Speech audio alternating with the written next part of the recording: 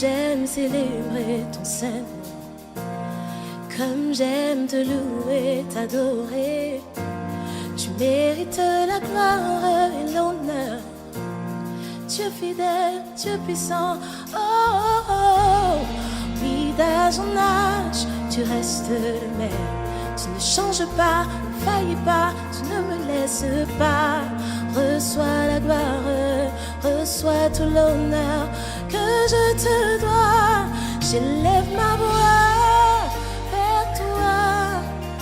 Tu es si merveilleux. J'élève mes mains vers toi. Dieu merveilleux, Dieu glorieux. Comme j'aime célébrer ton Saint-Nom, comme j'aime te louer, t'adorer. Tu mérites la gloire et l'honneur. Dieu fidèle, Dieu puissant, oh, oh, oh. Oui, dans ton âge, tu restes le même. Tu ne changes pas, ne faillis pas, tu ne me laisses pas. Reçois la gloire, reçois tout l'honneur que je te dois. J'élève ma voix vers toi. Tu es si merveilleux. J'élève mes mains vers toi. Dieu merveilleux, Dieu glorieux. J'élève ma voix vers toi. Tu es si merveilleux. J'élève mes mains.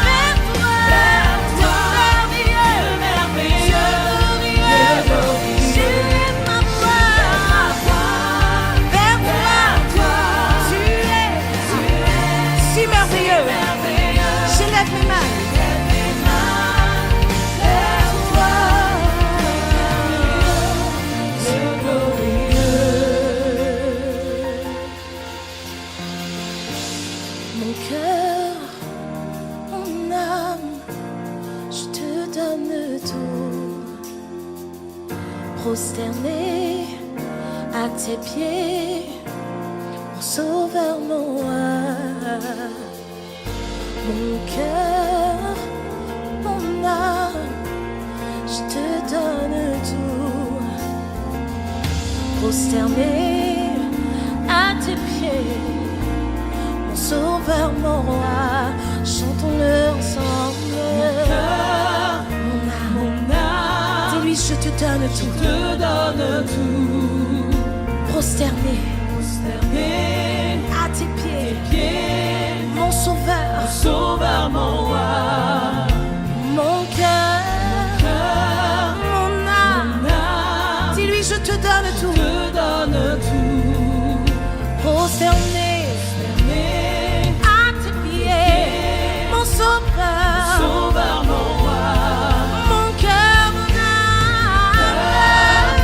mon âme, je te donne tout. Prosterné à tes pieds,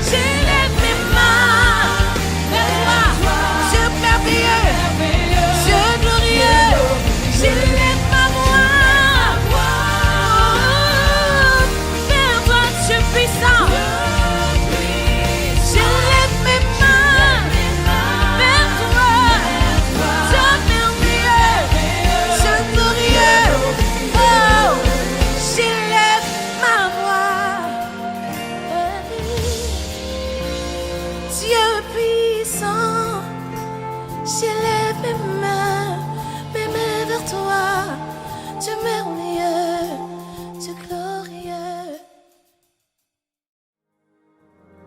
Inonde nos vies de ta présence.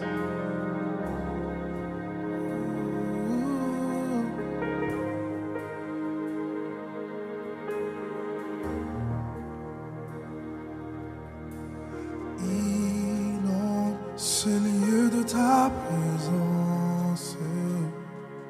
Nous avons besoin de toi. Inonde ce lieu de ta présence. Nous avons besoin de toi. Viens, esprit de révélation, souffle sur nous, souffle sur nous. Viens, esprit de révélation, souffle sur nous, souffle sur nous. Ce lieu de ta présence, Nous avons besoin de toi. En ce moment, oui, inonde ce lieu de ta présence. Nous avons besoin de toi. Viens, esprit de révélation, souffle sur nous, souffle sur nous. Viens, esprit de révélation, souffle sur nous, souffle sur nous. Oh, viens, viens, esprit de révélation, souffle sur nous, Seigneur. Souffle sur nous, Oh, souffle sur nous. c'est viens, esprit de révélation, souffle sur nous, souffle sur nous. Nous avons besoin de toi en cet instant. Seigneur, sois le centre de nos vies. Et quand moi s'élève un chant, une mélodie, témoignant de ta grâce infinie. Nous avons besoin de toi. En cet instant, oui. Seigneur, viens. Seigneur, sois le centre de nos vies. Et quand moi s'élève un chant, alléluia, une mélodie, témoignant de ta grâce infinie. Oh, inonde ce lieu de ta présence. Nous avons Besoin de toi, Seigneur. Inonde ce lieu de ta présence. Nous avons besoin.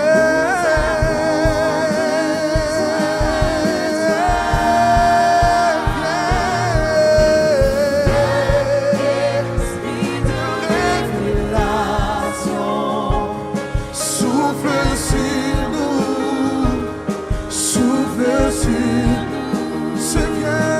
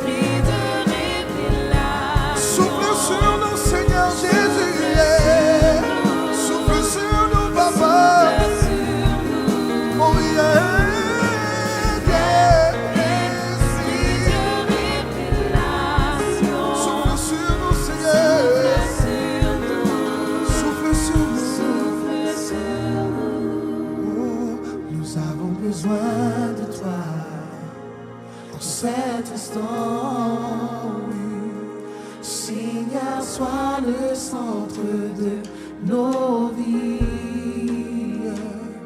Et comment s'élève un chant, une mélodie, témoignant de ta grâce infinie. Nous avons besoin de toi. Nous avons besoin de toi. Cet instant, oui. Seigneur, sois le centre de Nos vies. le centre de nos vies. Moi s'élève un chant, Mélodie, témoignant de ta grâce infinie.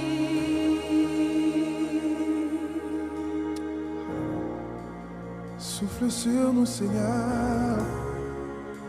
Oh, oh. Nous avons besoin de toi. En ce moment, Seigneur, souffle sur nous, Seigneur. Oh, oh, oh, oh.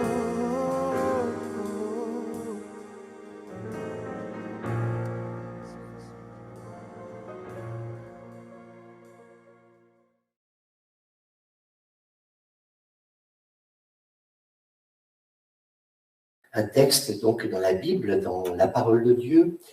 Et chez vous, si vous avez une Bible, eh bien, écoutez, vous pouvez, eh bien, écoutez, pourquoi pas, eh bien, prendre quelques instants pour l'ouvrir donc avec nous. Et ce matin, nous ferons donc une lecture dans l'Évangile de Marc. Et ce texte, eh bien, nous parle donc d'un jeune homme qui était riche. Et nous allons faire cette lecture. Et voilà ce que nous pouvons lire. Comme Jésus se mettait en chemin, un jeune homme accourut et se jetant devant lui à genoux, il dit « Bon maître, que dois-je faire pour hériter la vie éternelle ?»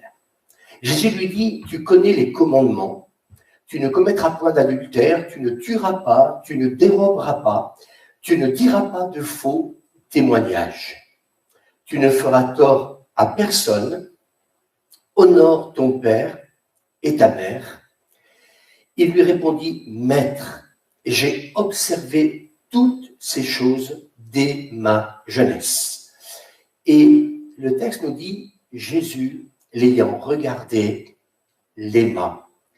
Et il lui dit, il manque une chose.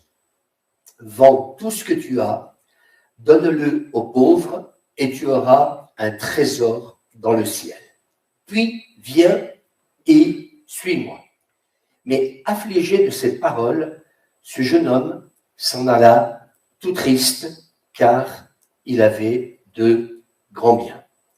Jésus regarda autour de lui et dit à ses disciples qu'il sera difficile à ceux qui ont des richesses d'entrer dans le royaume de Dieu. Voilà, on va peut-être ce matin prendre le temps de pouvoir développer, comment dire, ce texte. Voilà, je me tourne auprès de la sono. Est-ce qu'il y a un souci? Ça marche ou pas? Voilà, je suis toujours en direct. Donc, moralité, quasiment même, voire presque irréprochable. Et dans ce texte, je pense que c'est bien qu'on puisse, comment dire, eh bien aussi le pouvoir le dire. Il honorait son père et sa mère. Et je crois que c'est quelque chose qui est important ce matin. Si quelque part, eh bien, cela est dit, je crois que dans les temps que nous vivons, eh bien, honorer son père et sa mère est quelque chose de tellement important. Vous savez, il suffit qu'on perde un papa ou une maman pour qu'on se rende compte du manque qui peut, comment dire, se faire. Et quand le Seigneur va donc citer donc ce commandement, Jésus lui dit donc, et il lui fait bien comprendre que, eh bien oui, Jésus constate qu'il a observé tous ces commandements et tout. Eh bien oui, s'il connaissait les commandements, c'est qu'en fin de compte, il lisait les commandements.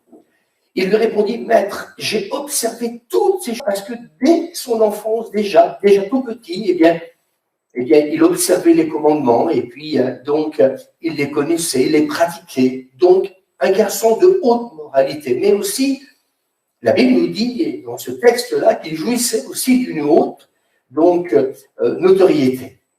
Dans l'évangile de Luc, nous pouvons lire, là nous avons fait les lectures dans l'évangile de Marc, mais dans l'évangile de Luc, il nous est dit qu'il était un chef dans la maison d'Israël.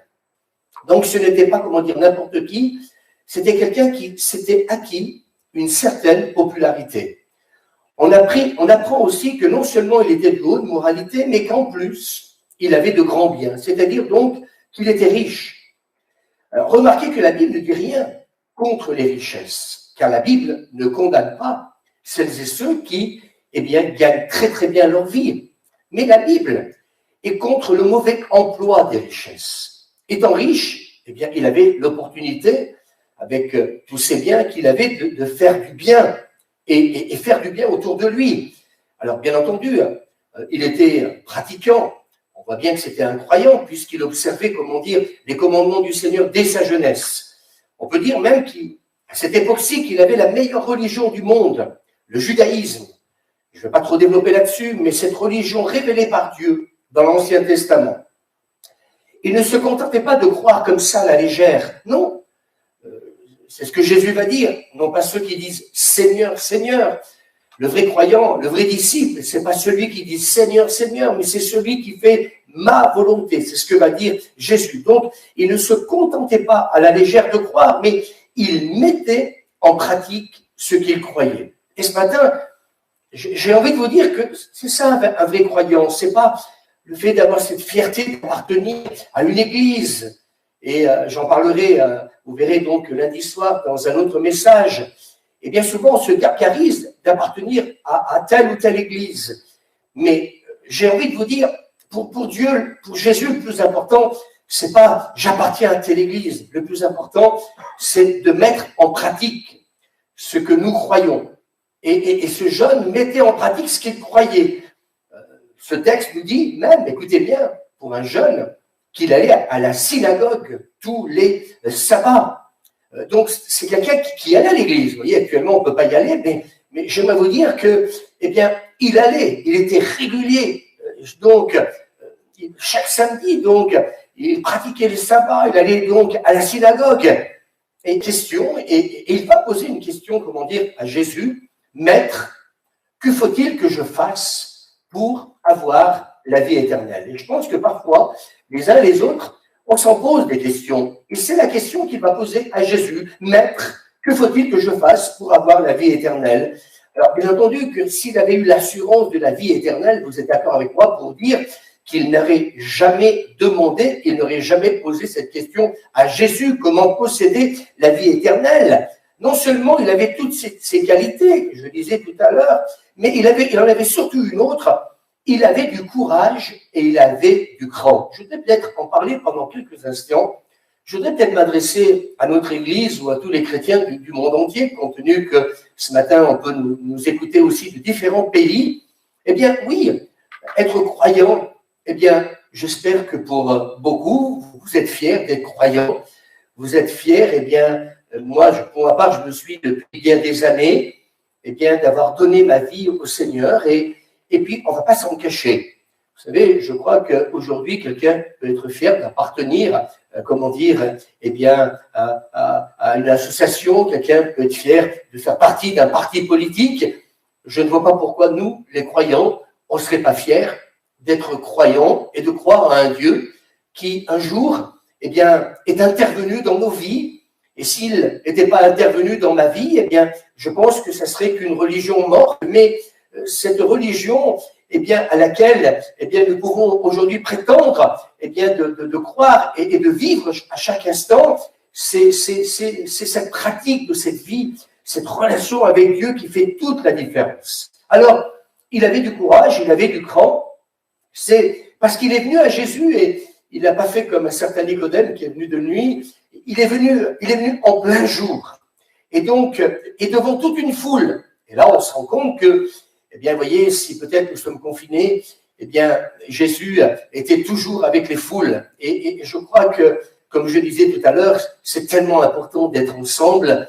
Et devant cette foule, eh bien, ce garçon arrive et c'est peut-être bien qu'on s'arrête sur des choses essentielles. Et moi, il y a quelque chose que j'ai beaucoup aimé, c'est qu'il vient en plein jour, il n'a pas honte d'être ce qu'il est, il n'est pas honte d'être croyant, il n'est pas honte de pratiquer, les commandements, du Seigneur. Et j'aimerais dire ce matin, en tant que chrétien, eh bien, oui, nous n'avons pas honte de pratiquer, les commandements du Seigneur. Et puis, j'aimerais vous dire une chose, vous savez, les commandements du Seigneur, eh bien, peut-être que vous les connaissez, ou peut-être que tout à l'heure, dans cette lecture que nous avons fait, on en a énuméré quelques-uns.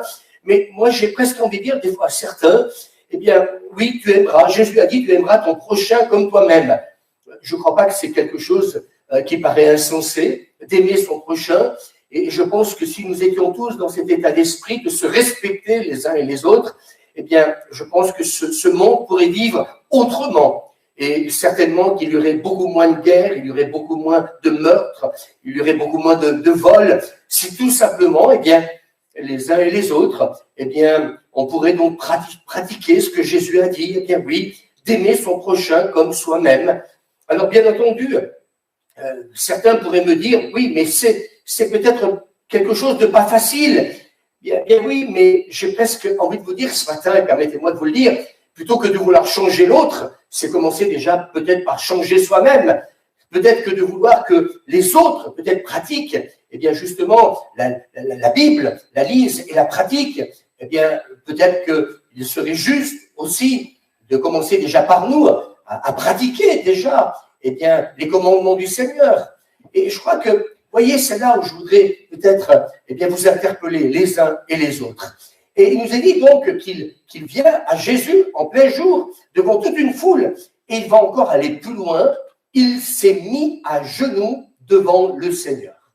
Et moi, j'ai presque envie de vous dire ce matin, est-ce que nous aurions eu le courage de le faire devant tout le monde? Afficher sa croyance.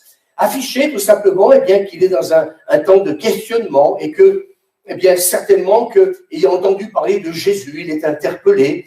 Alors, aurions-nous le même courage de dire que, eh bien, oui, nous sommes là, et puis quelque part, eh bien, nous avons le courage d'aller à l'église, le courage, eh bien, d'écouter peut-être, eh bien, un jour un évangéliste qui prêche le salut en Jésus-Christ. Et d'ailleurs, je voudrais vous laisser un texte que Jésus nous a laissé dans l'évangile de Luc, au chapitre 9, verset 26. C'est important, ça aussi, de le dire. Des fois, je rencontre des chrétiens qui ont du mal à afficher leur croyance. Et ça me gêne, ça me dérange, parce que, comme je disais tout à l'heure, certaines personnes qui sont dans le monde de la politique n'ont pas honte d'afficher ce qu'ils sont. Et puis, il y a d'autres personnes dans différents domaines, eh bien, n'ont pas honte d'afficher ce qu'ils sont. Et j'ai presque envie de vous dire pourquoi un chrétien devrait-il avoir honte. Mais d'ailleurs, Jésus dit dans ce texte, dans l'évangile de Luc, je répète, chapitre 9, verset 26, « Si quelqu'un a honte de moi et de mes paroles, alors le Fils de l'homme aura honte de lui quand il viendra, donc, dans sa gloire, c'est-à-dire dans le paradis de Dieu. » Alors Jésus, alors que, eh bien, ce jeune homme est là, Jésus va dire quelque chose à ce garçon. Il va lui dire, mais il te manque une chose. D'accord. Et voyez, j'aimerais vous dire que peut-être que, eh bien, nous pensons parfois, eh bien, être arrivés. Nous pensons peut-être parfois être de bons chrétiens. Nous pensons peut-être que ce que nous faisons est bien, est juste. Mais vous savez, il y en a un dans la Bible qui, voudrait nous dire ce matin que Dieu seul connaît nos cœurs et il sait exactement. Eh bien, la Bible nous dit que tout est à découvert, tout est à nu devant celui à qui un jour nous devrons rendre des comptes. Et c'est pour cela que, eh bien, quand nous avons, vous savez, avec Dieu, eh bien, j'aimerais vous dire une chose, et je l'ai appris avec toutes mes années de conversion, c'est que parfois, eh bien, le laser de Dieu, j'ai envie de vous dire, la radio de Dieu, eh bien, le scanner de Dieu, l'IRM de Dieu est là pour révéler les choses que peut-être que nous ne voyons pas à vue humaine dans nos vies et dans nos cœurs. Et Jésus va lui dire, tout ça c'est très très bien. D'ailleurs, nous l'avons lu tout à l'heure, nous avons vu que Jésus l'aima quand il a entendu eh bien, tout ce que ce garçon pratiquait. Mais en même temps, Jésus va lui dire, il te manque une chose. Et comme beaucoup, ce jeune homme, eh bien, je pense, c'était en manque de quelque chose, parce que s'il n'était pas en manque de quelque chose, il ne serait pas venu à Jésus. Et je voudrais ce matin vous rappeler la pensée de Pascal qui a dit dans le cœur de tout homme, il y a un vide qui a la forme de Dieu. Et tant que Dieu n'est pas venu remplir ce vide, moi je peux en témoigner encore ce matin, eh bien nous serons insatisfaits. Alors ce jeune homme est venu frapper à la bonne porte en venant à Jésus. Il est venu dans une bonne attitude. Et la Bible nous dit même qu'il courut se jeter, comment dire, à ses pieds. J'ai pas besoin de vous dire qu'il est venu au bon moment. Il sait que Jésus est là, donc il vient au bon moment. Et j'espère ce matin que pour vous, peut-être vous qui m'écoutez, eh bien c'est peut-être l'occasion, alors que, eh bien oui, plusieurs, eh bien oui, ce monde entier est confiné. Alors j'aimerais vous dire ce matin, peut-être, eh bien tout simplement, eh bien oui, il est là, au bon moment. Et quelque part, eh bien, savez-vous que quand il est venu à Jésus, dès sa jeunesse, eh bien le jeune homme riche est venu avec la bonne question. Seigneur, que faut-il que je fasse pour hériter la vie éternelle? Alors, ce jeune garçon désirait vivre une vie approuvée de Dieu. C'était la bonne question que, quelque part, eh bien, la Bible dit, oui, la Bible dit que Jésus l'aima. Et Jésus l'aima parce que, eh bien, oui, il était approuvé de Dieu, parce qu'il pratiquait les commandements, mais ce jeune garçon se posait la question, eh bien, concernant la vie éternelle. Et Jésus, donc, va citer les commandements qu'il prétend avoir accomplis dès sa jeunesse. Mais il y a quelque chose que je voudrais partager ce matin. Pour ma part, et j'ai eu l'occasion de parler de ce texte bien des fois, mais il y a une chose à laquelle je n'avais jamais fait attention, et c'est là-dessus que je voudrais développer quelque chose. Parce que quand nous lisons ce texte, nous nous rendons compte que, eh bien, Jésus est satisfait d'entendre ce garçon dire tout ce qu'il a dit, sa pratique, l'observance des commandements. Mais si Jésus va l'interpeller parce que il lui manque quelque chose à ce garçon, oui, il lui manque certainement l'assurance de la vie éternelle, mais alors que ce garçon prétend avoir accompli, donc dès sa jeunesse, tous les commandements, écoutez bien, Jésus a intentionnellement omis de lui citer le premier, qui est le plus grand des commandements. C'est étonnant dans le texte qu'on a lu, mais un des plus grands commandements, Jésus a omis de le citer. Et en fin de compte, c'est le plus important, c'est « Tu n'auras point d'autre Dieu devant ma face, tu aimeras le Seigneur ton Dieu de tout ton cœur, de toute ton âme, de toute ta force et de toute ta pensée. » Alors, ok, tu as fait des choses extraordinaires jusqu'à présent dans l'accomplissement des commandements, mais le but du Seigneur était de lui montrer que tout n'était pas aussi bien qu'il pouvait, comment dire, le prétendre. Et de l'amener à la repentance qui est le premier pas vers le salut. Et à sa question de savoir comment entrer dans la vie éternelle, c'est comme si le Seigneur lui avait demandé « Veux-tu vraiment savoir ce qu'il faut faire pour avoir la vie éternelle ?» Et vous savez, des fois, Jésus nous pose certaines questions. Dieu nous pose certaines questions. Oui, nous désirons recevoir la vie éternelle. Oui, nous désirons être bénis. Mais j'aimerais vous dire que tout à l'heure, je disais, Jésus veut révéler l'état de notre cœur. Où est-ce qu'on en est exactement? Est-ce que notre vie est utile? Est-ce que nous vivons une pleine vie? Est-ce que nous sommes vraiment heureux? Eh bien, Jésus va lui dire, c'est simple. Eh bien, tu as pratiqué beaucoup de choses, mais peut-être que tu as oublié la chose la plus importante, c'est que Dieu soit le premier et le centre de ta vie et de ton existence. Et Jésus va lui dire, vends tout ce que tu as, distribue-le aux pauvres, et puis viens, suis-moi. Et là, j'aimerais vous dire que c'est comme si la foudre l'avait frappé, ce jeune homme. Il s'attendait à tout, sauf à ça. Et peut-être que nous sommes plusieurs à dire, oui, mais moi, Jésus, comme si nous étions des propres justes. Mais moi, Seigneur, je vais à l'église, moi, je vais à la messe, moi, Seigneur, je lis ma Bible, moi, Seigneur, je prie, moi, ceci, moi, cela. Mais c'est bien. Mais je suis en train de vous dire que c'est ce que ce jeune garçon faisait. Mais il y avait peut-être une chose qu'il avait omis de pratiquer. Et je crois que ce matin, bien peut-être que le laser de Dieu, l'Esprit Saint veut certainement pour chacun d'entre nous révéler dans nos vies ce qui peut-être, peut nous manquer et qui peut être le plus important. Pourquoi le Seigneur lui a présenté la chose de cette façon-là? Cela voudrait-il dire, pardon, que pour être sauvé, il faudrait se défaire de tout. C'est-à-dire, eh bien, voilà, vendre ta maison, ta moto, ta maison, c'est comment dire, vider ton compte en banque. Non, c'est pas ce que le Seigneur veut nous dire. Mais, en fin de compte, ce que le Seigneur veut nous montrer, c'est qu'en fin de compte, eh bien, ce jeune se confiait, en fin de compte, dans ses richesses. En fin de compte, eh bien, il avait foi, donc, en ses richesses. Et j'ai le sentiment, en tant que pasteur, moi qui rencontre pas mal de monde, bien entendu, avant donc qu'arrive ce virus, eh bien, fort de réaliser que parfois on peut être attaché à énormément de choses, même être croyant, mais en même temps nous rendre compte que peut-être Dieu n'a pas toujours la première place et qu'on peut pratiquer un certain nombre de choses, mais que Dieu n'a pas toujours peut-être la première place. Et en fin de compte, en lui citant donc ces divers commandements, eh bien, je disais tout à l'heure, Jésus a volontairement sauté le premier. Et maintenant, il est en train de lui citer le premier qui, aux yeux de Jésus, est le plus grand. Tu n'auras point d'autre Dieu devant ma face.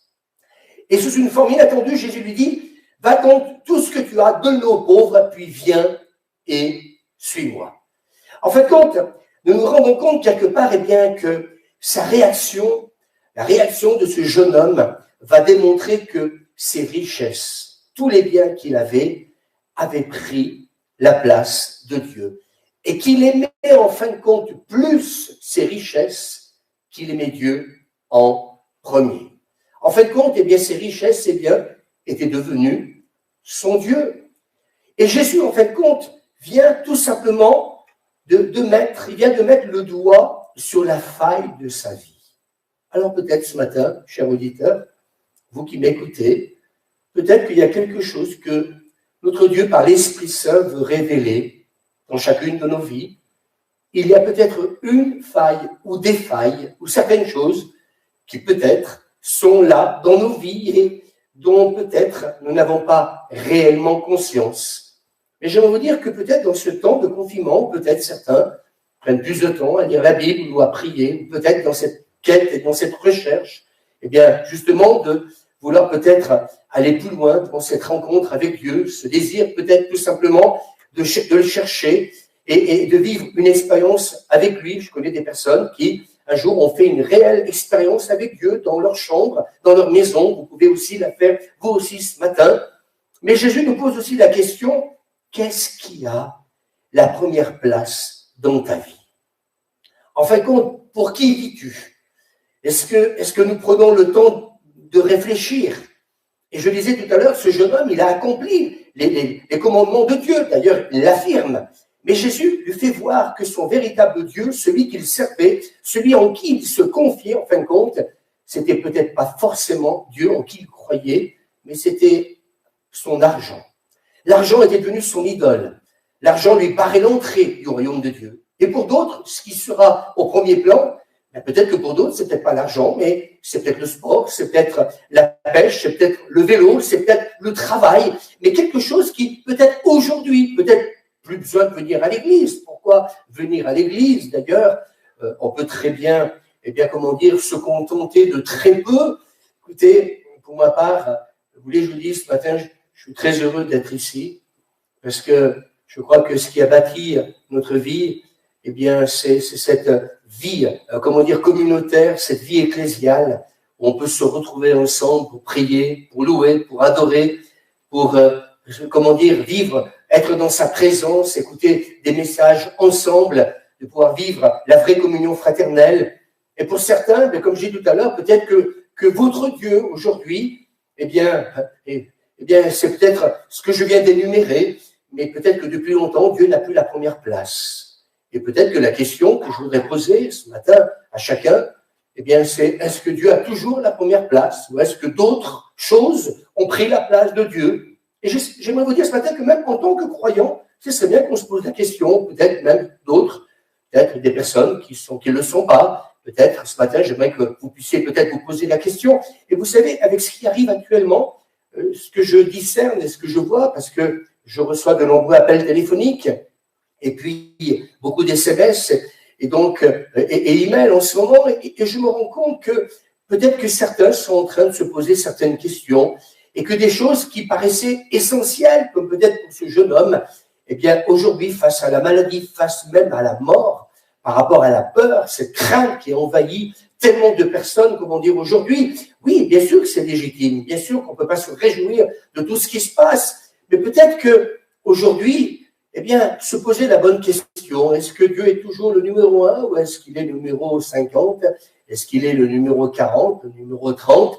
Est-ce que véritablement pratiquer ces choses que ce jeune homme pratiquait était peut-être quelque chose qui était l'ordre du possible, mais oui, mais peut-être possible, mais on se rend compte dans ce texte que Dieu n'a plus la première place. La preuve en est, c'est comme je disais tout à l'heure, c'est que l'argent, eh bien, a pris la première place dans sa vie. Vous savez, je voudrais vous dire, personne ne pourra, le jour où nous partirons, remplir notre, on ne remplira pas notre cercueil de notre maison, de notre argent et du reste.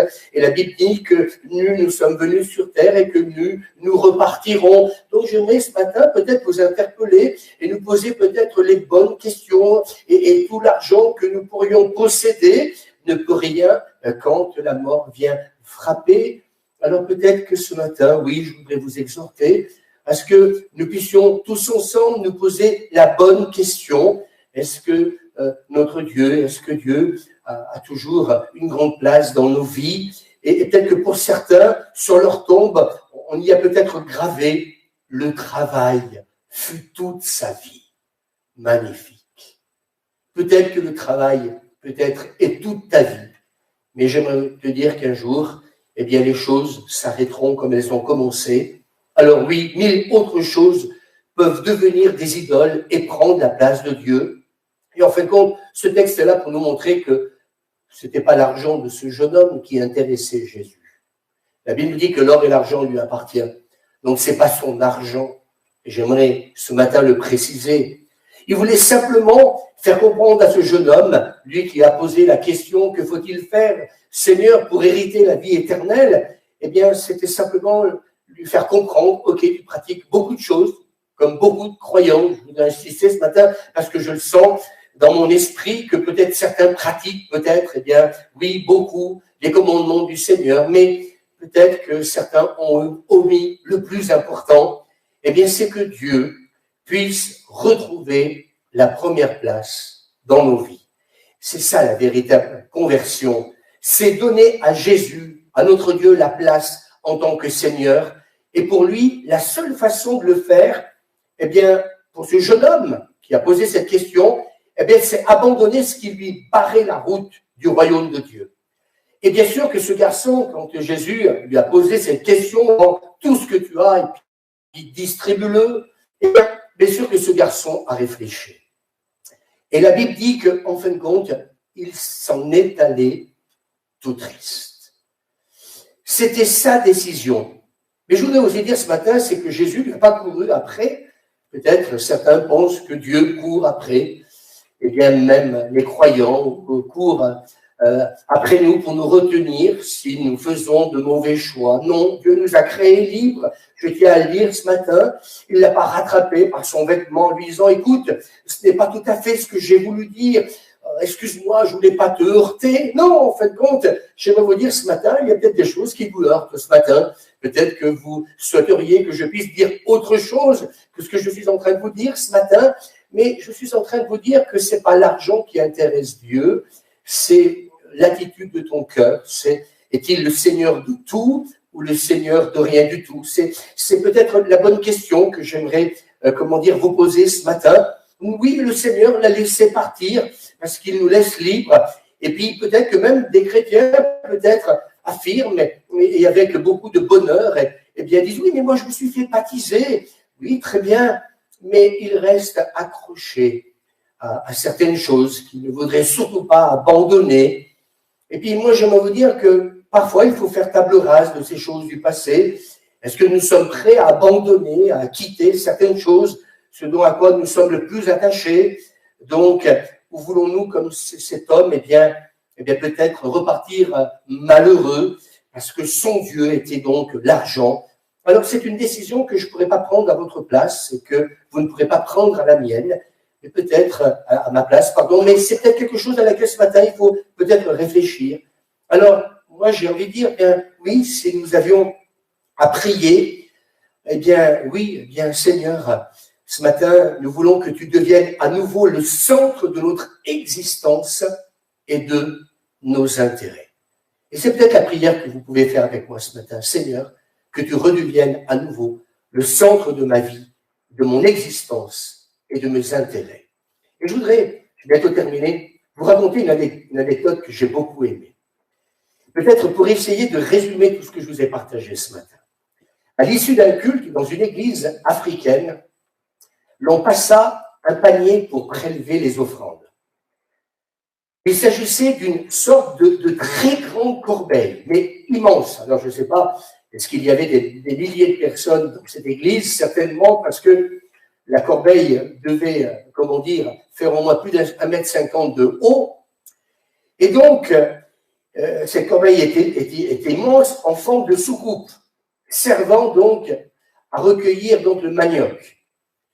Et assis sur les derniers bancs de l'église, au fond de l'église, trouvait un petit garçon qui a observé d'un air songeur ce panier qui passait de rang en rang.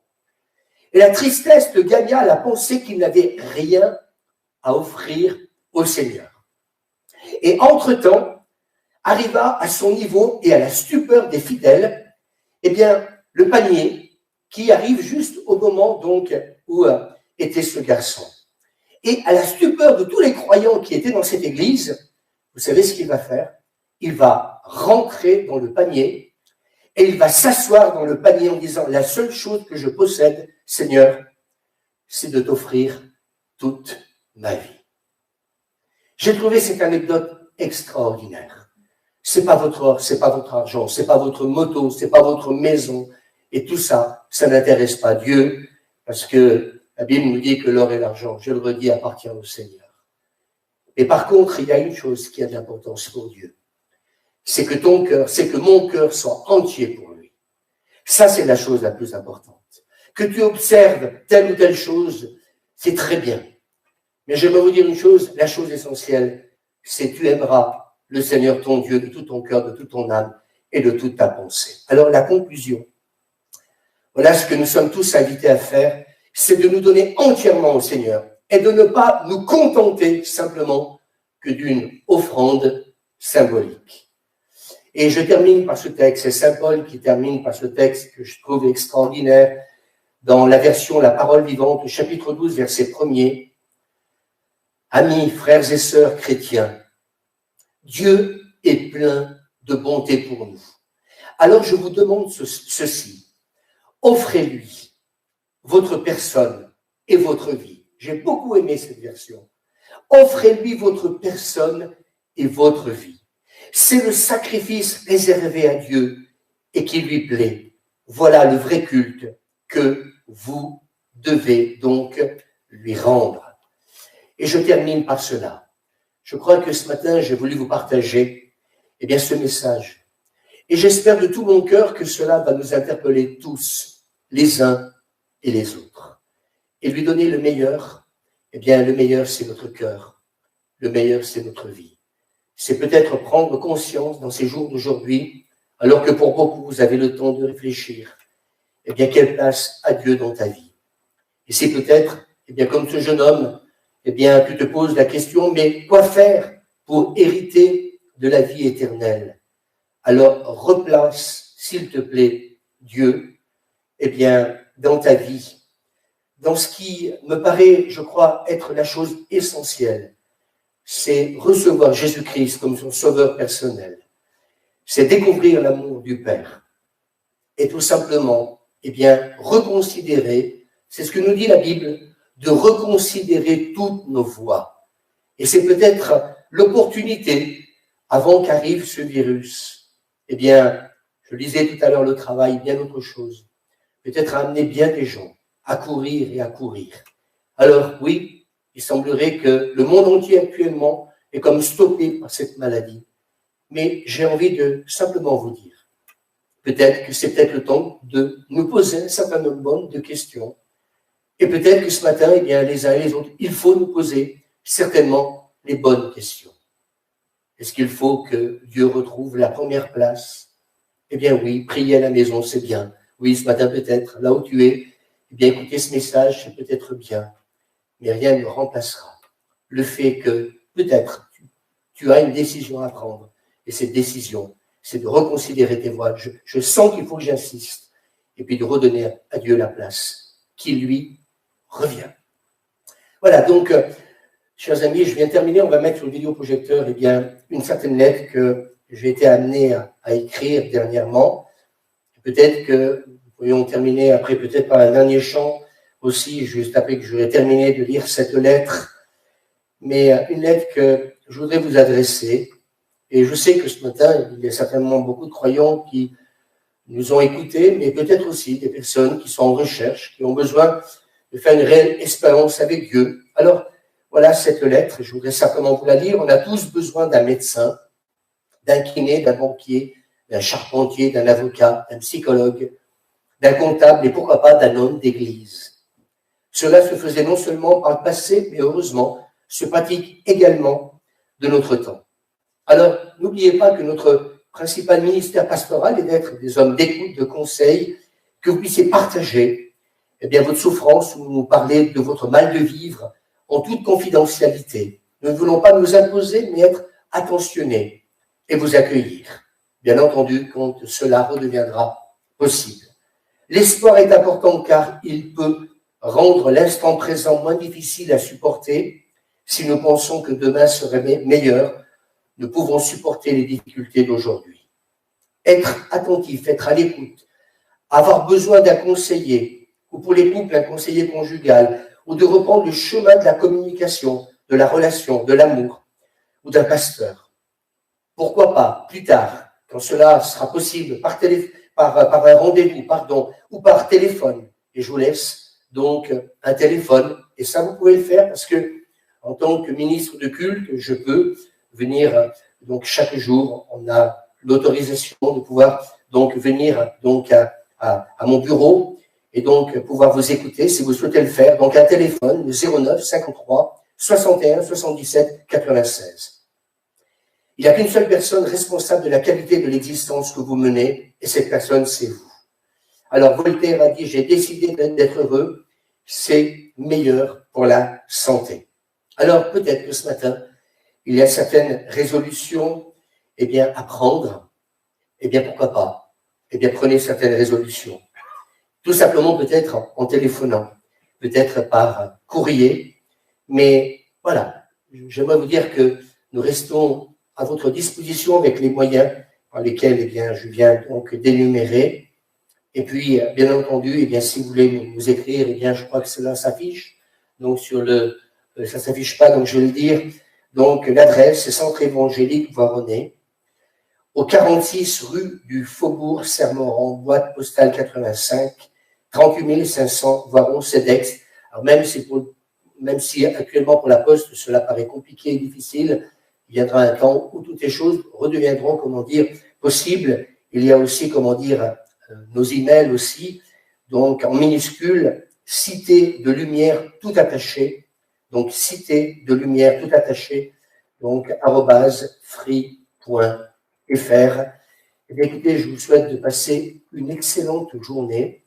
Je voudrais vous dire aussi, au nom de toute cette équipe qui était là ce matin, pour que nous puissions diffuser ce culte en direct. Je vous remercie d'être venu avec moi et puis de vous dire, eh bien, dans la joie de vous revoir.